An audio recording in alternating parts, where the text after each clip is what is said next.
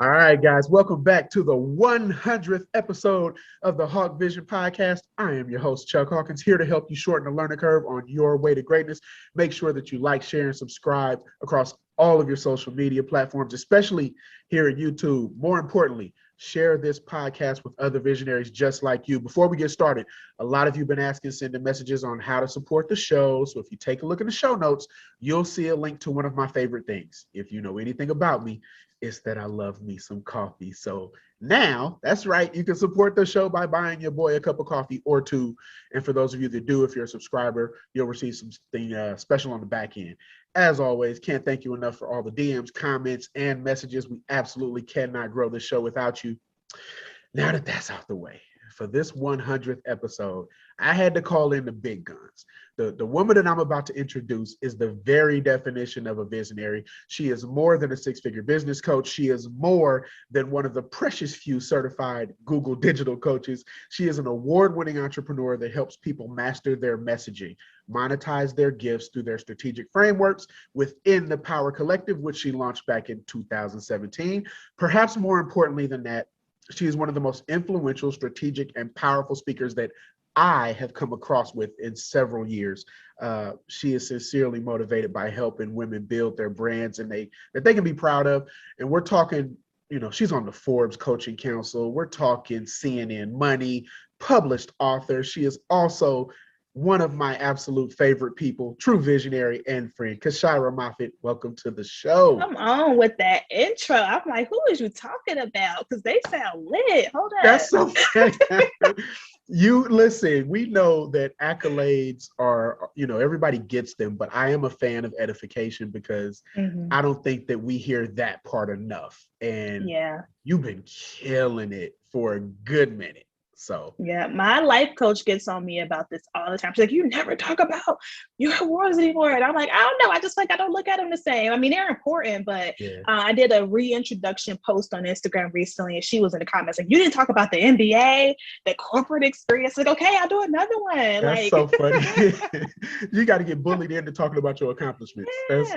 But you know what it is? I think that social media has turned us into everything's epic now, right? Everything's epic, everything's a movie.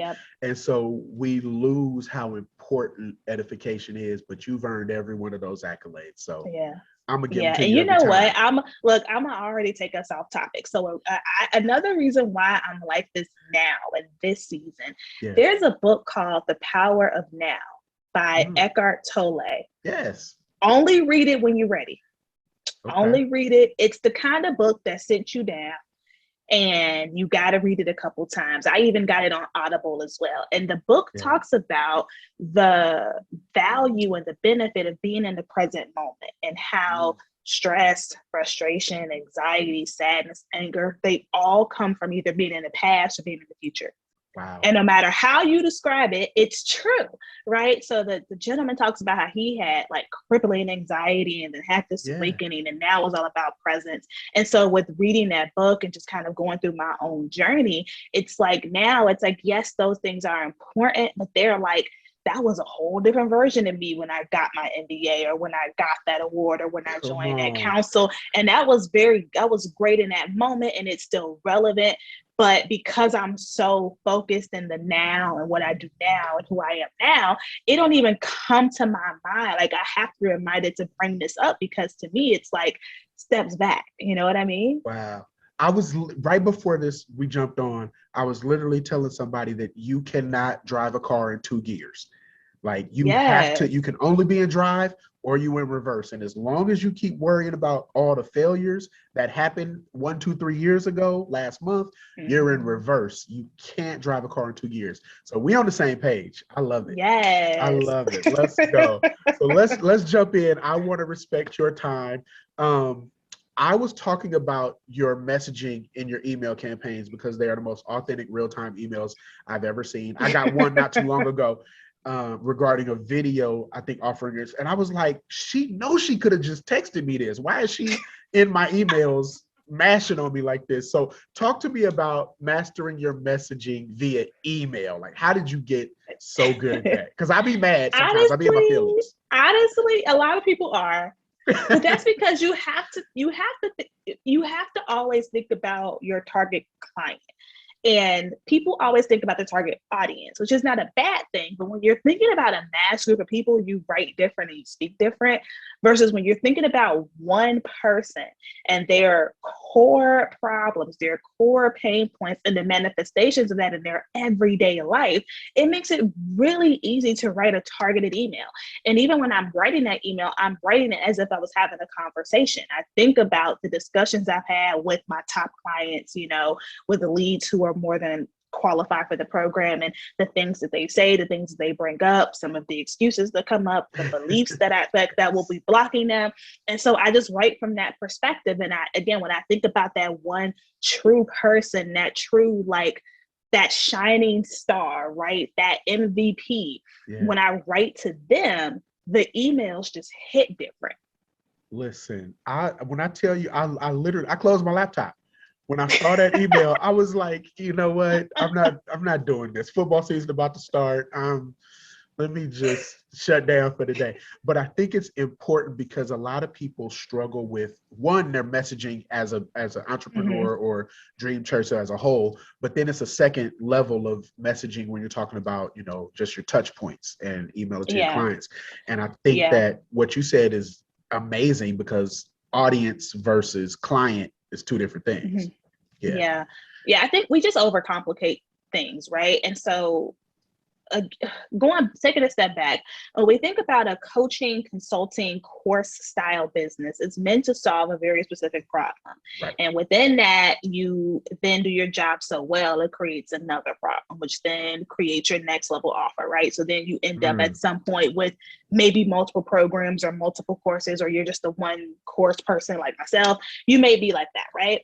So when we think about that, it's like, well, yeah, there's different variations of our customer profile of people who can come in and do well and do good, but we're not speaking to the variance, okay? We're not speaking to the outliers. We're not speaking to the maybes. We're speaking to who checks all of the boxes. Who's been your shining star clients that nail the results, that show up with the right energy, the right spirit, the right attitude? They didn't have to try to come in and make up time because they're missing all of this stuff. Who is that person, and what's their beliefs, their backgrounds, their interests?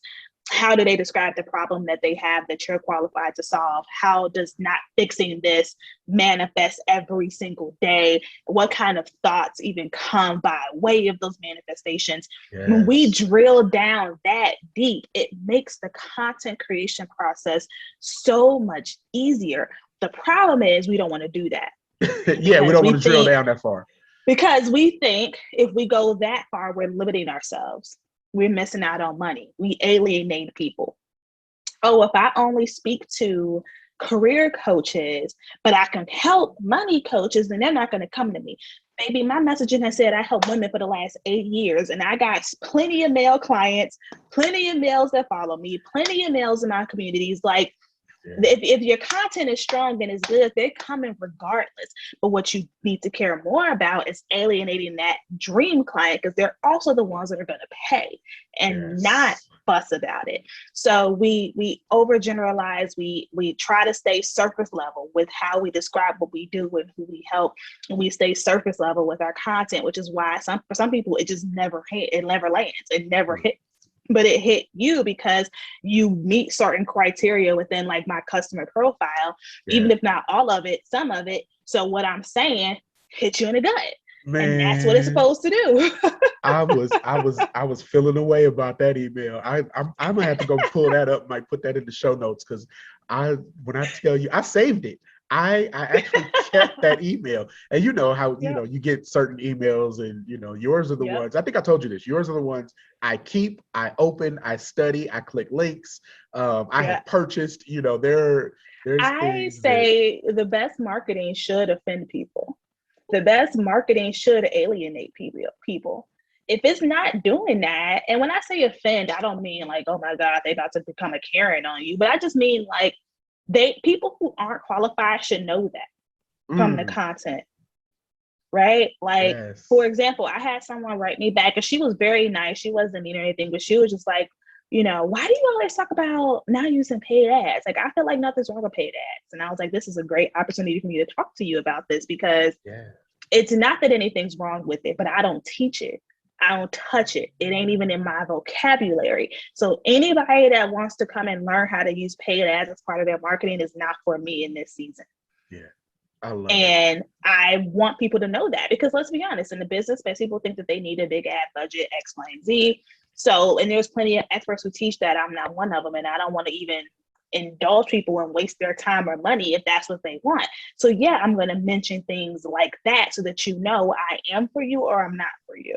Yeah. No, there's so many ways I could just go with that, but Jesus, that's I love. Oh man, there's so much. Okay. I have to. Yeah, it's hard to stay on topic with you because there's so much value in one, your experience, your background. But I talk to my visionaries all the time, and I say, success has a language of its own, and if you can speak it fluently, you pick up on these little parts, these little nuances that can be, shout out to Marvel, they can be different variants in the timeline, and they can be a whole different thing. I love that you peeped that. Yeah, let me ask you this. Mindset wise, why do people continue to feel like the fame or recognition should come before its time? Why do business owners strive for 90-day success stories when the job takes you, 5 years to get a significant raise? Well, there's two parts of this. The first part, I think, is the more prevalent one, is I actually think it's conditioning, environmental conditioning, through social media and people that they just see or whatever else, because social media, while it's great, does have its toxic tendencies. Yes. And there are a lot of creators who either post the highlight reel of their experiences, which they have every right to, of course. Right? They post the highlight reel so it looks like, everything just came to them in the snap of a finger. You have the creators who were irresponsible and then tell the full story of their experiences. They didn't tell you that they had a wealthy spouse or they already had money and they just hired somebody else to build their course, or they bought the course that already existed from somebody else and ran some Facebook ads and here we go. Or they didn't tell you that they just joined a mastermind program and got all of their friends to write reviews for their program and be affiliates, and that's how they made their coin. Like, they're not telling you that full story. So you see this and you're thinking outside looking in, they just made an Instagram account and a Teachable account and started posting and now they're rich. That's not necessarily the case. There's people who, they just kind of created this false narrative around that, right? But then there's other folks who I just feel like, unfortunately, started to just try to sell that. They wanted to sell this image of like laptop lifestyle in 90 days or less, even though they didn't have that experience themselves. And then they just created this whole pipeline. And so now you have a lot of misinformation on the internet around what's really required to build a business. Now, am I saying people can't see success that fast? Absolutely not. I've had clients see success for that fast. But I don't market that. I don't, because that's not normal or common. So that's part of it. It's social conditioning. But then the other part of it from a mindset standpoint is that there are some people who feel like they've missed the train in life. There's people who feel like they are failures, they're behind, they're late, and they feel this like overbearing urge to like rush to the finish line because of experiences in life, whether that's childhood, their family situation, their partner, whatever else. So they have this conditioning, where they have to hit certain milestones before they can do anything else. And unfortunately, those milestones are the metrics that don't matter, like the 100,000 followers on Instagram or booking these girl boss summit speaking engagements that don't even pay. It's like those are the invisible metrics they've created, versus really thinking about what's going to truly move the needle. And so it's like this double-edged sword that I feel like those of us with authenticity are trying to like help fix, but it's going to take some time. That kind of leads perfectly to my next question. Over this last year, this quarantine year, which we were talking about, we've seen the floodgates open for people selling courses. Do you think that some of these gurus that you were mentioning, especially the irresponsible ones, do a disservice by relying on courses without offering the mindset work that's associated with whatever that business is? To be honest, I don't. Okay. And the reason why I don't is because everybody's not qualified to teach mindset. They're just not. Like, I don't know where people got this idea that mindset work is affirmations and journaling, but it's not. I'm here to tell you it's not. Is it helpful? Of course. Yes, but I got certified in neuro-linguistic programming for a reason, which that's a fancy way of saying like the language of the mind, because I really wanted to understand belief systems and what really stops successful, in my case, successful women from moving forward. Why is it that when I was private coaching, I had a woman who was high IQ, very smart, very talented, go getter. I literally give you what you need to do, and they won't do it. And I couldn't figure out why. And even though I've gone through my own mindset journey, I was not qualified in that season to teach other women how to do that. So I went and studied and learned and got certified. And now that I know where limiting beliefs come from, where these blockages come from, what mindset work truly looks like, you need to be trained in this, because for a lot of people, this mindset block stem from trauma. They stem from a parent saying or doing something, or a teacher or a sibling doing something, observing something. And then when you unlock these wounds, you have to be equipped to help heal them. Right. It's not just saying, believe in yourself, charge more, you can do it. Okay, yeah, but if they have their mother in the back of their mind from when they were 8 years old telling them that they wasn't ish and can't do it, who are you? Right. What is you saying you can do is gonna do? Yeah, I remember my daddy used to tell me, he said the only reason money don't grow on trees is because ain't nobody planted a money tree. And it, of course, young East Oakland me, I was like, well, shit, if money trees is somewhere I can go plant one, like we having the wrong conversation. Like, why are we not just going to get 10 money trees? And he said, you'll get it later. And as a parent now, I sit there and I look at what, especially my 14-year-old, dear God, that girl costs so much money. But I look at her and I'm like, money does not grow on trees. And she's like, yeah, it does.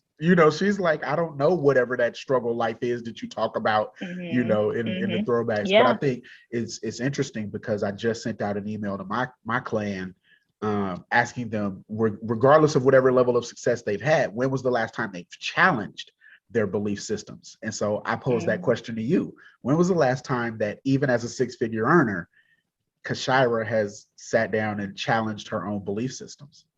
Child, last month. Well, I would say it was like July, August. So I'm with you all the way. I always tell my clients that mindset work doesn't stop. Yeah. And to be quite honest, going back to your previous question, I think that a lot of course creators and coaches now who do have integrity, but maybe aren't certified or equipped to teach mindset work fully, based on their experiences, whatever, like I do think that they should talk to their clients about the value of getting outside support.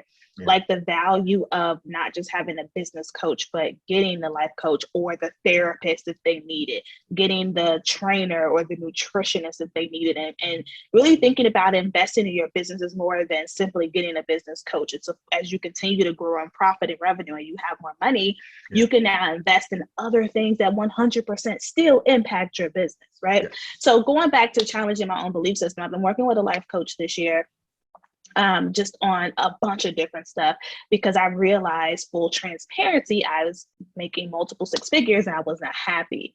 And I didn't understand why I wasn't happy, because when I was working full time, I was miserable in the job. I thought it was the job's fault. Then I leave the job and I'm making all this money and now I ain't happy, and like, who fault? So, but I also, and I want to bring this up, I didn't have a bad childhood. Like, right. I didn't have the stories of trauma we see in movies.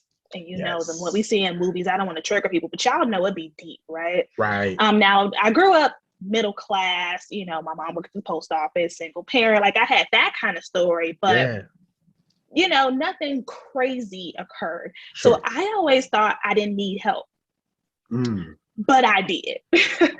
And we all have something we could benefit from talking to somebody about.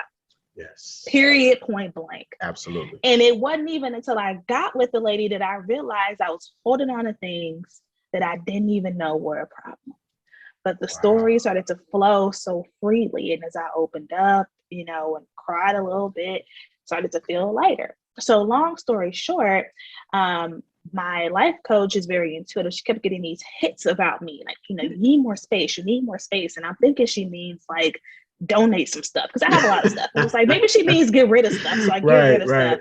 And she's still getting these hits. And she's like, I think you need like bigger space. And I'm like, well, I love my apartment. I don't want to leave my apartment. It's nice and it's affordable and blah, blah, blah. And lo and behold, like it kind of just came up that like, even where I was living, which is not where I was from in Pittsburgh, it was like a comfort zone for me. And my part of the beliefs I had then is I needed to stay there until I got to a certain point, even though I was well beyond this point. Mm-hmm. I needed to stay there until I got to a certain point, and then I could like stick my toe somewhere else. And it just was like, after that epiphany, I started to feel claustrophobic in the space. I started to feel boxed in until I really took action. So I decided out of nowhere that I'm going to relocate. And within a week, I did all this research on cities where I wanted to go, found an apartment on Zoom, and decided to pull the trigger on the application, which if you are self-employed and you trying to get a house or apartment, you already know. Yeah. Paperwork that you need. Baby, I was like struggling, but yet it was easy approval.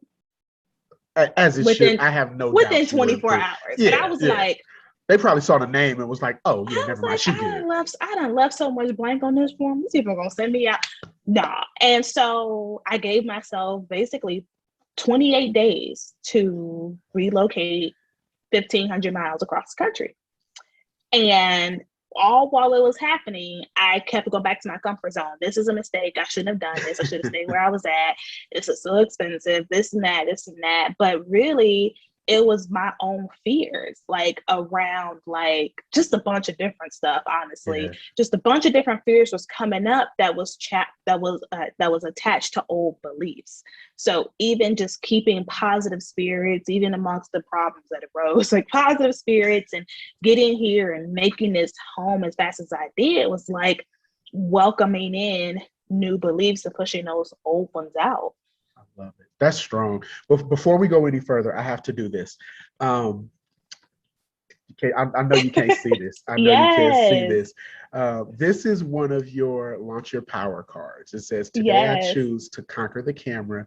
I am no longer held back by fear, doubt. I am going to live for the first time without any attachment. And so the reason I hold that card up is because obviously you've been on the show before.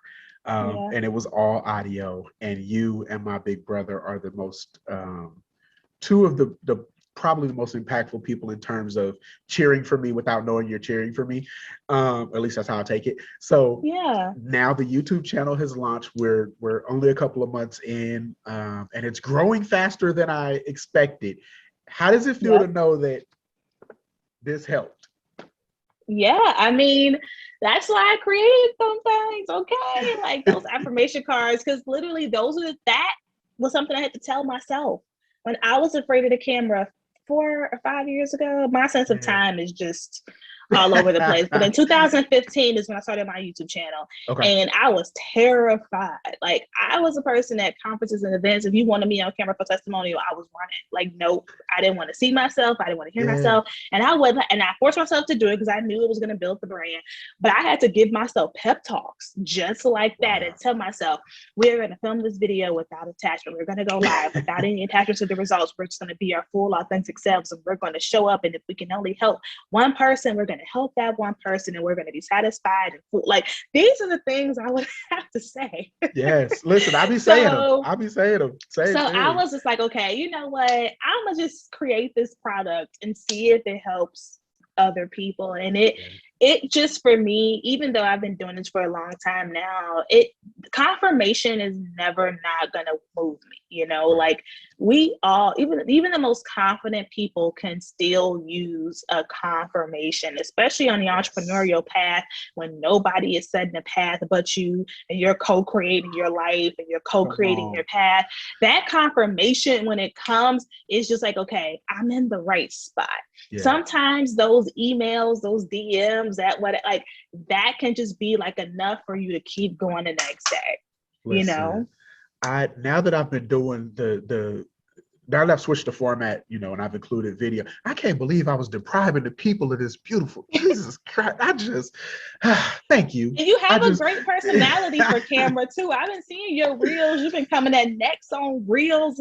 It's just something about, relationship building, right? Like, our audiences just obviously our voices are great and our audio is still doing what it's going to do, but there's just a different element of somebody being able to see your face and your mannerisms and your personality. And then when they meet you in real life, you're just like that, because you can see it more in video than you can on the audio. Like, it's just such a game changer, Listen, you've helped me tremendously. And before we went any further, I had to add that in, because I would have stayed, and I like the background. I like the process. I like mindset. I like to understand why people do stuff. And so my goal is just to get the information out there. But you're right. I think we saw the growth change for the show when the video was added in. So I must thank you. I must thank the queen. Oh, great one. And as far as coming for next, I was, there's one superstar that I watch, she might be on the show right now, and she is a certified wig snatcher, edge killer, that's what she told me. So I have to, live up to what I, my circumstances, my surroundings. I got to keep it up. I appreciate that. Let me ask you this. I've seen you tackle this question a lot, but I want to ask you, because I am simply fascinated with the decision. How did you know you should become a coach? Oh, good question. I rejected it for a very long time. Right. It just wasn't something I was thinking about, but I operate off of signs. My life, my decisions are based on signs. I think that when I say universe, I'm referring to God, spirit. I use all of those interchangeably. Okay. But I think that the universe know that I'm stubborn, and my Virgo spirit questions everything. Okay. I can even be a little pessimistic sometimes. Like, that sounds too good to be true. I don't know. So like, me just getting like a thought or a dream or whatever about something is just not enough. So you got to send me some real signs. So when I kept getting this influx of people wanting to pay me, and their first question being, how much is it to talk to you? Yes. Over and over again, I just followed that, and I trusted that. And my first business was around career coaching and resume writing. And it came at a time when I was not, well, initially it started off when I was starting my career, and it was just like a little side thing, just, whatever. It's just fun. I enjoyed it. Yeah. But then it started to pick up when I was getting really unhappy in my day job and really trying to figure out my next steps, and deciding to step out on faith and create a blog. And at the time, this was 2013, 2014, create a blog and offer these services. And then the blog got me my next job at the time, doing the same work, career advising work.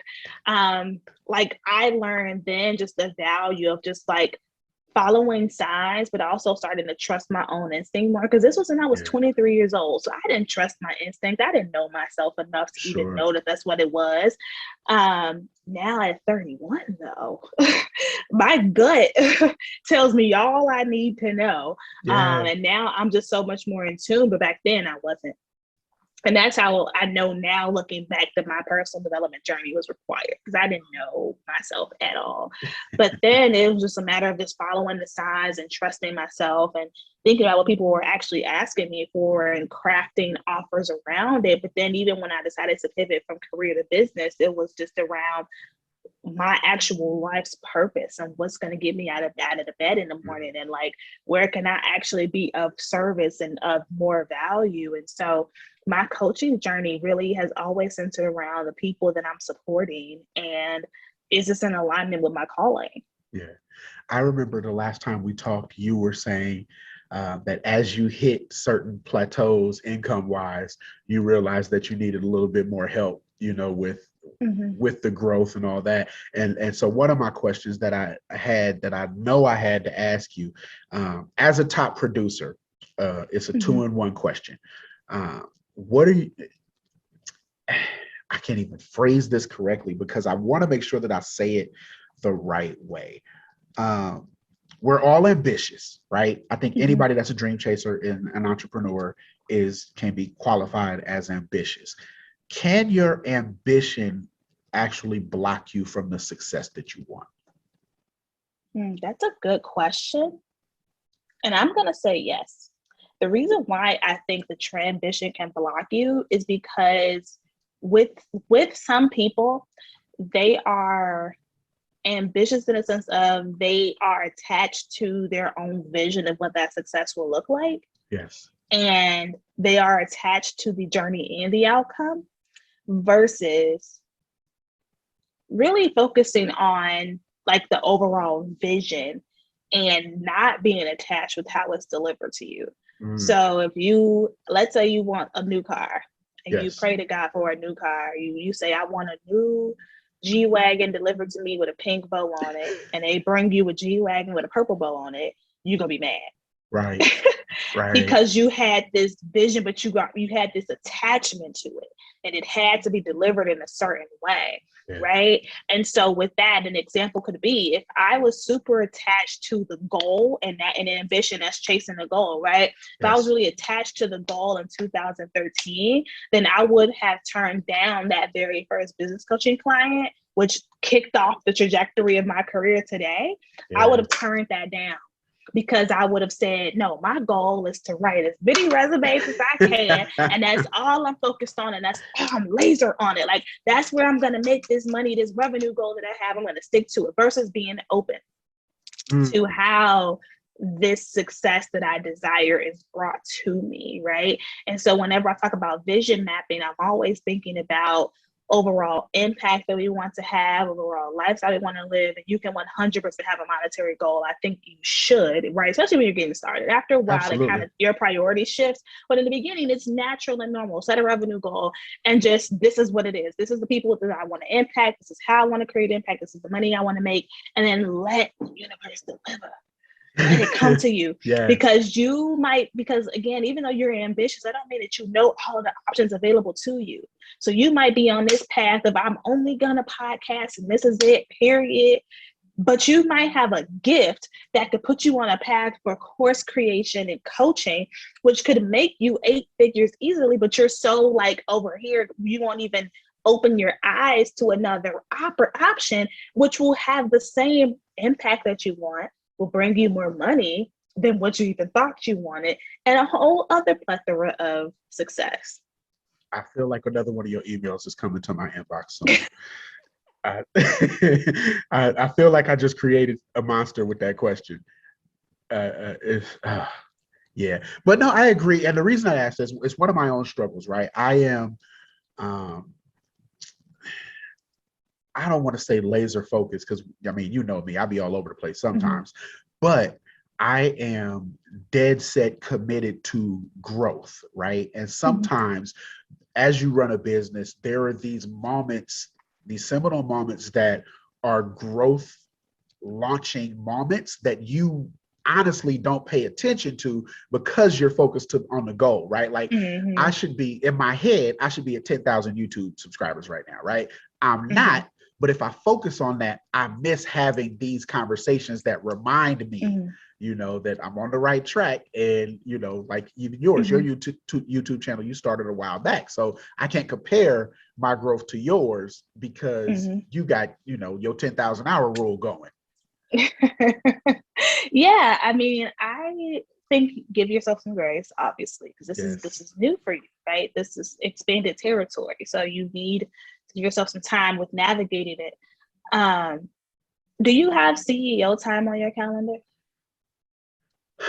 In my head, I have it. On my calendar, not Okay, so so much. I'm gonna need you when we get off this call Okay. to go ahead and start to block CEO time. If you can, set it for the same block of time every week. If you need to start small, which is 30 minutes on a Monday morning or a Friday morning, do that. But then try to get to like at least half a day if you can. Okay. When I started doing it, I could only commit to it monthly because I had too many private clients. So I couldn't do every week, but monthly. And CEO time is when you intentionally turn off social media and all of the things, email, and you're not in the weeds of your business. You are actively sitting in the CEO seat and you're looking down as the visionary on what's happening within the business that either needs to continue, change, or stop. And then what needs to be added into the business to get you back to that vision. And even right now, like you mentioned earlier, like, do you have anything you want to talk about or promote on the show? And I'm like, no, I'm in transition right now because I'm in vision setting mode because of pivots and shifts, because I have to do things that are in alignment. So I have to change, what I planned. And I can't do that on days when I'm sending emails or in Instagram because I'm in the weeds, and that's going to give me a limited view. Just think about like if you are, literally on the ground in the grass, your view is only like here. But if you're in a plane, your view is like, oh my God, I can see it all. So you want to be plane level view on CEO days. And that helps you to just sometimes, because in the weeds, it's easy to think about, I don't have 2,000 subscribers, so we got to get to 2,000 subscribers. Versus when you at the top, you're like, well, I have a combined audience size of 7,000. So I'm actually doing really, really well. I wonder how we can take the engaged audience we already have and move them over to this platform versus X, Y, and Z. I'm just making something up for you. No, you're good. That's how I like to manage my growth focus, because I'm definitely growth focused as well. Yeah. And it's honestly a part of our personality type for entrepreneurs. But I find that if we dedicate time towards brainstorming and creativity and vision setting, we can get so much more done versus when we're just like in the weeds of being a doer and we're just doing all of the things and we have these things in the back of our mind that we're thinking about. It forces us to kind of stay in the weeds versus really thinking about how else can we move this ship forward that may not rely on metrics that we sometimes can't control. Yeah, that's the work on the business versus in the business. But I like that because, again, for me, up until this point, CEO time is still in the business instead of on the business, right? It's still trying to figure out, I think the last time we talked, we learned the practice of scheduling time to edit videos. Sunday is edit day, right? And Monday is planning the content day.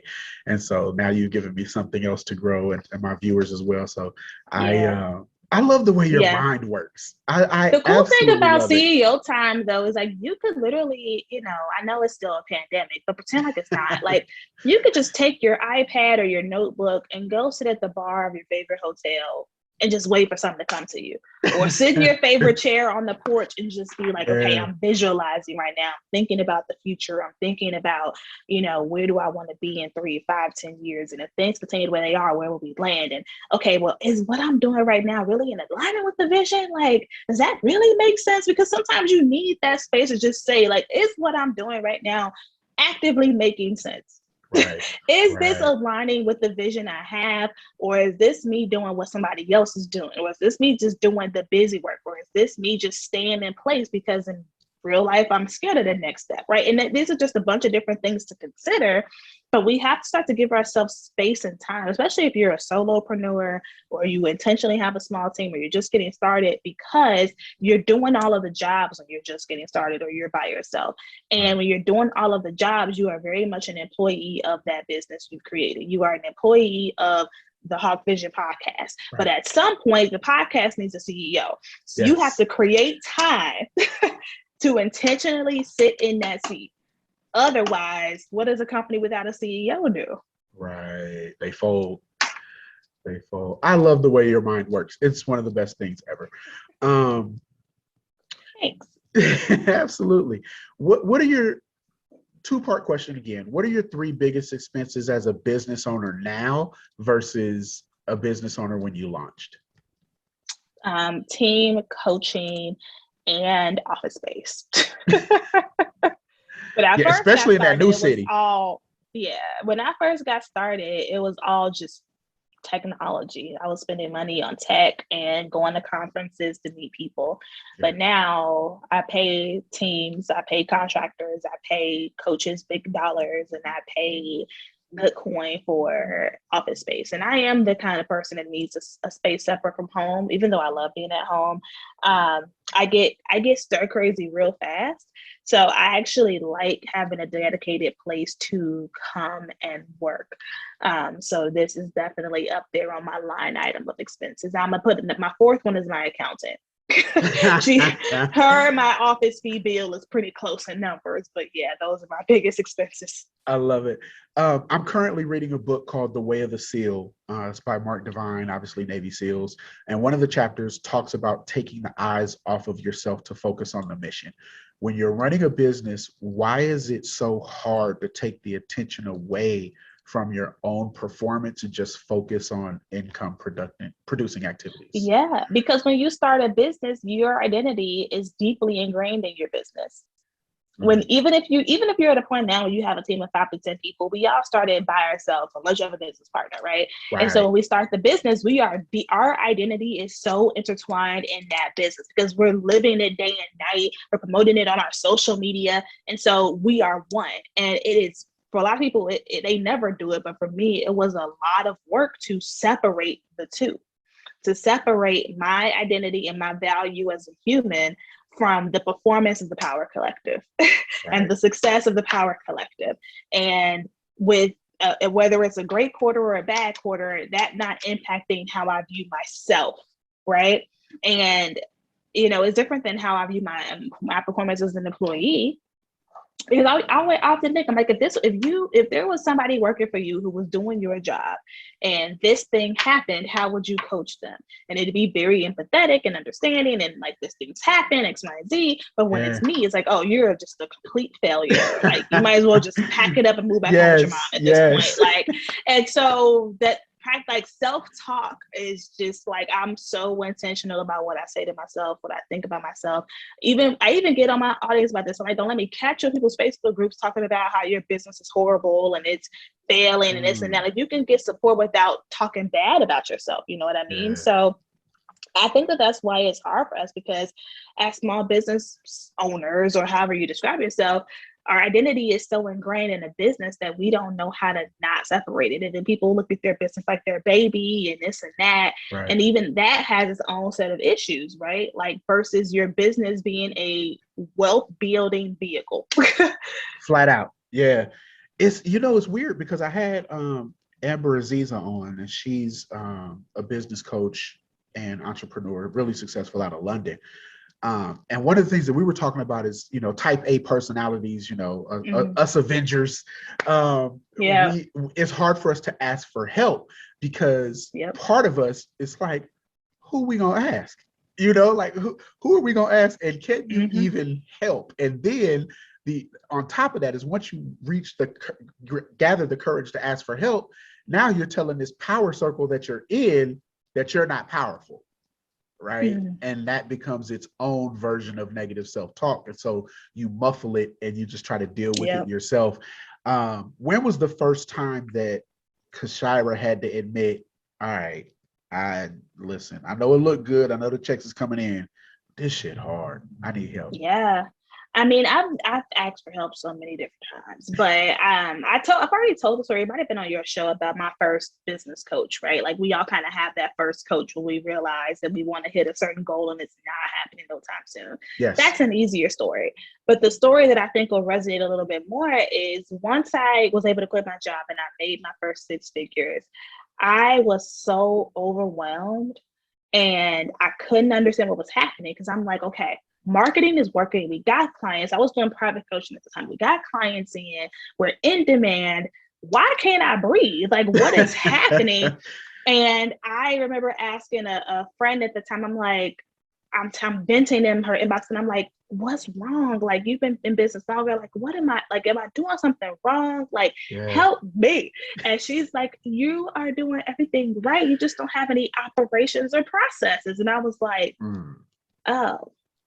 But in my head at the time, limiting belief, I thought that was for people who had, 7 and 8 figures. To me, I wasn't big enough to have processes documented and to start thinking about a team. I thought you needed all this money to do this. And yeah, there was money coming in, but there's a difference between like $100,000 money and like 7, 8 figures money, right? And so she was just like, nope, that's all a misconception. And she offered to help. She got on Zoom with me and just helped me to like kind of map some stuff out.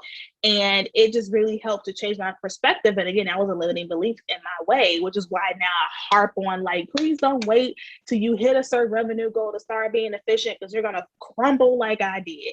And and it's harder when you're slammed with work, because now you have to force time that you don't really have to build all of these systems. Versus when you had nothing but time and opportunity, you could have built it and just edited it along the way. You know what I'm saying? So yeah, I mean, that was a time when like, who wants to say like something's wrong, but I can't even describe what it is? Like, we got clients, but some don't feel right. We got clients, but I'm working, I just quit a job. I was like 50 hours a week, and now I'm here working 60 hours a week. And like, I can't take on any more clients though. Like, but the workload is increasing. And so that was just a result of not having the right systems. And even now with coaching programs and things like that, like, I'm the first to be like, something wrong. I don't get it. What's going on? And I found that every time I open my mouth about a problem, somebody else is always like, that's so freeing, because I had that too. And I didn't know how to say it, or I was scared to, or, that's confirmation for me because I'm going through this too. And so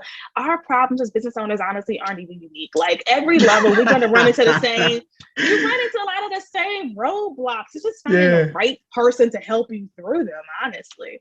I'm mad that you made it sound like, traffic guards. You know what I mean? Like, in our world, we all have these problems that are 10 feet tall. And I'm gonna just tell you, like, at some point your ad's not gonna work, your email open rate's gonna drop. At some point you're not getting no followers. At some point a client's payment's gonna decline. At some point a client's gonna want their money back. At some point you're gonna be overwhelmed. At some point you're gonna need to fire somebody. At some point you're gonna need to make massive hires. At some point the tools you're paying for now are gonna break and won't be efficient. You need to switch over in 72 hours. Like, these things are just things that happen. it's crazy. And I think that the part that we miss is, like you said, having that community that we can reach out to and say, all right, guys, there's one thing I love about your Facebook group. All right, guys, I'm having this issue and I know there's a fix, but I don't know what it is. Like I tell everybody, I am high check, low tech. So if there's a technology out there, I need people to tell me what the tech is, because I'm focused on this other stuff, right?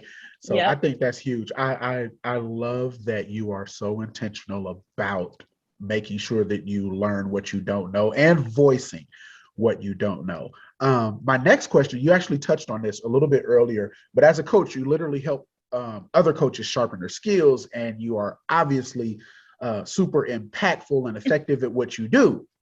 But my question is, what part of the business is Kyshira best at, and is she happy in that space? Yeah, I am the best at writing curriculum.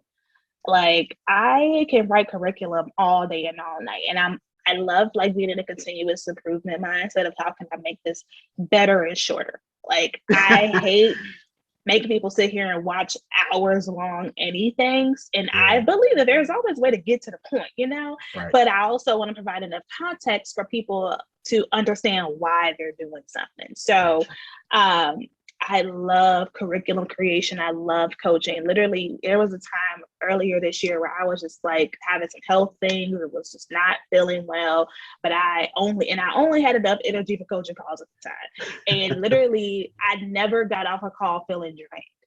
I never felt like I don't want to do this. I can't do this. Like, my coaching calls just fill me up so much. And that's just where my heart is. Love it. The last time you were on the show, you gave me Atomic Habits. Absolutely love that book. But I will say, if you guys are going to read Atomic Habits, get the book, not the Audible, because there's so many subtle Buy Atomic Habits ads in it that it's like it gets hard to refocus, at least for me, because my mind be everywhere. What is Kyshira reading now? I know you gave us the Eckhart Tolle book earlier. let me open my app. So I have this thing now where I've been doing reading the book and listening to the Audible. Depending upon the book, because some books, like, I'm just like, I need to hear it in addition to reading it, and I'll just play it in the car. So I already gave you The Power of Now. So a personal development book for anybody that feels like they need to heal some things. Okay. Yes. It's called You Can Heal Your Life by Louise Hay. To gather you. Like, she has specific examples of things people be doing and talk about where it comes from. Like, it's just, it's everything you need. Then this book was actually recommended to me by a coach, and it's amazing. So it's called The Power of Full Engagement. And it's a book for entrepreneurs and business owners who struggle with managing their energy. So if you're the kind of business owner where at the end of the day, you just tired, you drained, you need your whiskey sour, like, you just, or you feel like, there's not enough hours in a day for you. Like, you get a lot done, but you still got a lot more to do. The Power of Full Engagement is all about how to optimize your time and your energy so that you get done what needs to get done, but you also still have enough energy to, like, be a family woman or man, or have time for your friends and not feel like you're just drained all the time. Like, that is an excellent read. I got like 5 million questions I could ask you, but I have to respect the time of the great one. So a couple questions, and then we do our lightning round, and we'll get you out of here. Finish this sentence for me. When you work with Kyshira, you probably think you're getting blank, but you'll soon realize you're getting what? So you'll probably think you're getting traditional business strategy, but you're really getting a hybrid of life coaching and practical business coaching. I firmly believe in the marriage of the two. And with each module we have, there's always some kind of personal thing that's going to come up, whether it's perfectionism, overthinking, stage fright, belief in your own abilities. And so we actively coach through that as we get through each of those sections with the business piece. People also are very surprised by the amount of work that's required in our program. And I just have to say, if you really want to make this money, like, you got to do the work. Like, I'm sorry that you've been sold a half-stepping dream, but around these parts, I fully believe in, like, setting my clients up for success. So she said, around here, this shit here. That's so funny. It's funny. I asked that question to multiple guests before, and everybody has taken a lot longer to respond than you did. And so I think either you knew I was going to ask it, or no, I have not seen no questions, y'all. You're not scripted. Look, she done hacked my computer, or you've been asked, you've had to explain that one too many times to your clients. I think I just have a deeper knowledge of my own offer, and that's not even trying to be shady to other people. It's absolutely. But I've spent years of building this program, even though it didn't have the same name or the same format. What I teach in this program, I have spent years perfecting. I've been coaching on it since 2015, and I've been adjusting it for all of the changes in tech and social tools. I have an intimate knowledge of what I do and what I teach, and I have an intimate knowledge of who I help. And I document every piece of feedback, whether it's an email, a Facebook group comment, whatever. We document that for our clients. And the overwhelming thing that I hear from people who've already had a coach before me is that our program is deeper than anything they've ever seen before. And people who've never worked with a coach, this is a lot more work than I thought it would be, but I could see why it's needed and why it's valuable. And so I like to be honest about that, because people will get in a program and then be like, oh, this is a lot of work. I don't think I'm cut out for this. And we also have to be open to people realizing entrepreneurship might not be their path. That part. For some people, they see what's required and they're like, that's not for me. And we got to respect it. Like, right. But let me make sure that I'm being clear that I'm not selling you a copy and paste kind of dream over here. Ooh, I'm 'cause they selling out you. there. Yeah, I'm selling you your expertise with my strategies merged together. So, yeah. I love it.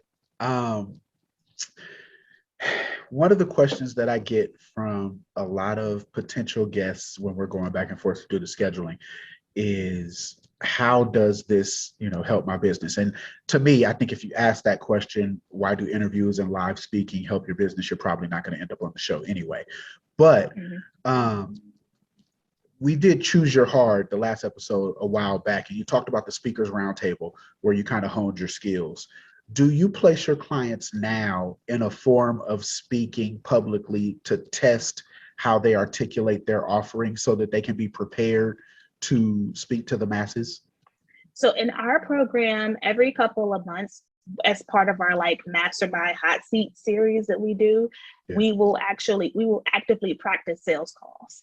So I'll have a couple people do it live with me in the group, and everyone gives feedback, and then I'll put them in breakout rooms, and then they will practice with each other, each person being the coach and being the client. Yes. And I bounce around and I kind of take notes of how they're talking about the program, because how they position it in sales calls is how they're going to position it everywhere else. Absolutely. So we definitely take the opportunity to do that. And if we're ever on a coaching call and someone's bringing up positioning or whatever it is, we'll put them on the spot and say, okay, talk to us about your program. Tell us about how you X, Y, and Z. So that helps. And then in our client support Facebook group, I always tell my clients, if you want to go live in this group to practice or to pitch or to whatever, you can. Like, this is your space to get the jitters out and to get positive rapport, positive feedback. So we absolutely create those spaces. But the other thing that I think helps my client is the level of detail I ask of them when it comes to creating their offers. They are just so much more equipped to pitch it and talk about it in podcasts, in press, in whatever else. And the level of detail I ask for them when they're writing their own bios, their own UVPs, like, it just puts them in a better position to get on anyone's show and be a natural, because they know it. If you haven't taken the time to really build this out, then you are kind of all over the place, Absolutely. Absolutely. And I like that you focused on the sales part, because I am a firm believer that if you learn how to sell, you'll never go broke. You will never be broke if you know how to sell, because it's universal, whether it's, selling tripods to six-figure coaching. If you learn how to sell, you will never be broke. Let me ask you this. If the internet broke today and there were no funnels, there was no email, there was no live, what would you tell your clients to do so that they did not go bottoms up in regards to selling? I would say, I hope you built a local network, honey. Like, you better go out to that Chamber of Commerce and go to whoever else like that. That's something that I'm actively doing here that I did in Pittsburgh. It's like, I built relationships locally where I could go and host a workshop at the library or at the Chamber of Commerce and get clients from that event. I know where to go leave business cards and flyers and do the thing. I know how to pick up the phone and call people. Like, I document people's addresses and phone numbers who buy from me. And for a number of years, I even did physical mailers around the holidays. There's so many opportunities here to get your business and your brand out there, but it's about just thinking creatively. And that's, again, the value of CEO time, because when you're in the business, all you think about is Instagram. But there's just so many more options and opportunities out there, even when it comes to like B2B contracts. And this, like everybody else, B2B is all relationships. Yes. It's all about who you know. And so if you're not going through your Rolodex, you're not going to networking events, you're not part of the local country club, the local Chamber of Commerce, the local professionals, whatever you are. I was with National Black MBA for a number of years. Like, these are all write-offs anyway. Like, you can get write it off and go outside when it's not contagious or whatever. Go outside. Go outside. That's what I was saying. We got on internet and go outside. I love it. Rapid fire. When you hear these terms, tell me what comes to mind. It could be a single word. It could be a phrase. Let me know when you're ready. Okay, I'm ready. Of course you are. First word is intuition. Alignment. Okay, I got to ask you to elaborate on that one because everybody Oh, ain't okay. I'm on that. like, okay, I'm ready with my quick That's little so one funny. answer. No, because everybody, like I'm a reformed street thug, right? Like everybody don't know what alignment is. They think you talk about you done did too many donuts in the car, you know what I mean? And Oh now you done knocked no. Okay. So for me, alignment is, are you on your life's path? Are you following your life's journey that you pre-outlined, right? Like, Yeah. are you and even when I think about aligned action, is the things that you're doing and saying and thinking even on par with who you actually are and what you should be doing and what you actually want. And so for me, as you get to know yourself more and start to love yourself more, your intuition keeps you on the path of alignment. Love it. Second phrase, living resume of success. Living resume of success. I'm gonna say receipts. I love it. I love it. Say receipts. Simple and faster. You were right. Third phrase is non-negotiable. Non-negotiable. So I'm gonna tell you the truth about the first thing that popped in my head. Okay. The first thing that popped in my head was spa trips. And I was like, that's not, you should say something else. That's but I'm so like, funny. no, it's true. Well, like, you got to have it. I do. I am the kind of person that responds very well to relaxation techniques. Yes. I was telling you off camera, I'm very high stress and I'm working on not being that way, not be getting so worked up because we know health wise it's not good for us. But like for me, like intentional trips to a spa where I could just sit in a Zen environment, massages, all of that. Like it really, really helps to calm me and just get me centered. And for a long time, I just neglected that. I neglected my self-care and I used to end up so burned out and sick, honestly. And it's a work in progress still, but like even now, like I have to go when I have to go. Like literally yesterday, I got a same day appointment because like I cannot, like I gotta go. My neck hurts. I'm wrong. Yeah. And like same day, like, all right, I'm in here. You know what I mean? So for me, that non-negotiable, taking care of myself, honey. I love it. We paused the show real quick because we got to make sure the mister heard that part because he got to get, a month's supply of spa trips to different places. Yeah. Send them my way. I got some recommendations because you're in my favorite city. The next word is one of my favorite words, but vision. Vision. What comes to my mind when I think about vision? For me, it's impact. Whenever I think, because for me personally, whenever I'm thinking about my own vision, one of the core categories that comes up is who am I impacting, whether it's my family, future generations, or people that we serve, our communities. I'm always thinking about like the impact different actions will have. And it's not just, I want to help people, which is important, but I realize that as an entrepreneur who's very public, yes, you have a level of responsibility that you may not like, but it's there. How we talked about the irresponsible business owners earlier, like what you do and say will influence people. Right. How you position yourself will influence people. When you cannot care and do your thing, and that's cool. We're not saying you have to, but for me, I'm very cognizant of that responsibility, right? And I'm not saying that it informs little things like, how I dress, how I talk. Like I'm always be ghetto. I'm always be from Chicago. I'm a graphic tee kind of girl. Like that's just that. But it impacts like, okay, when I get online and I'm talking about certain things, like how am I positioning it? Am I making it sound too easy? Am I making it sound like it could be X, Y, and Z? Is what I'm saying, can it be taken unethically because of how I phrase it? So I'm always thinking about like how I'm impacting others with even just like my story and how I'm choosing to carry myself at events and online and stuff. Wow. What is the most strategic no that you've ever given that has helped your business? The most strategic no. I recently got out of a corporate contract, that others would think I was crazy for getting out of. Mm. And what people don't know behind the scenes is that I still have a great rapport with everybody at that company, but that was a local contract, meaning it was city specific. Okay. So if I hadn't resigned from it months ago when I did, I wouldn't even be able to be in a position where I could think about moving somewhere else. And immediately after that, another contract came through that wasn't local.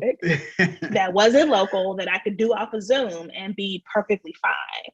And I bring this up because, again, others in my position would have stayed, even though like the company was great, the opportunity was great.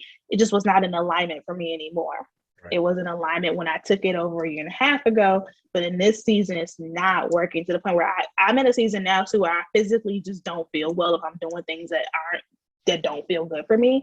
Yeah. And others would have stayed out of lack. Like, well, I just can't leave this company. Things are going to change and shift and grow. And I got to stay for the reputation.